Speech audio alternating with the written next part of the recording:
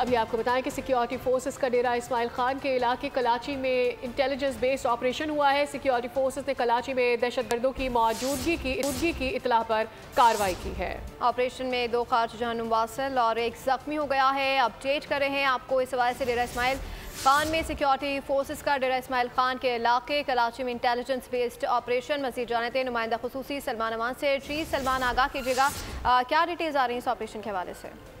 जी बिल्कुल, ये intelligence based operation था और ये डेरा इस्माइल खान के इलाके कराची में किया गया है। सिक्योरिटी फोर्सेस को वहां पर दहशतगर्दों की मौजूदगी की इत्तला मिली थी, जिसके बाद ये कार्रवाई की गई और ISPR की जानिब से बताया गया है इस कार्रवाई के अंदर दहशतगर्द जो हलाक किया गया है, जबकि एक जख्मी हालत में गिरफ्तार कर लिया गया है।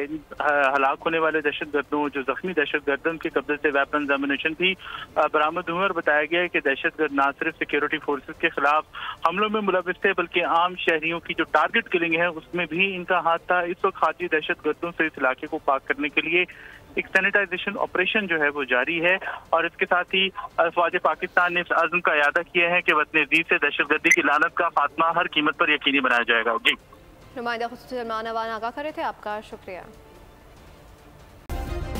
सब्सक्राइब करें और बेल दबाएं ताकि कोई खबर रह न जाए।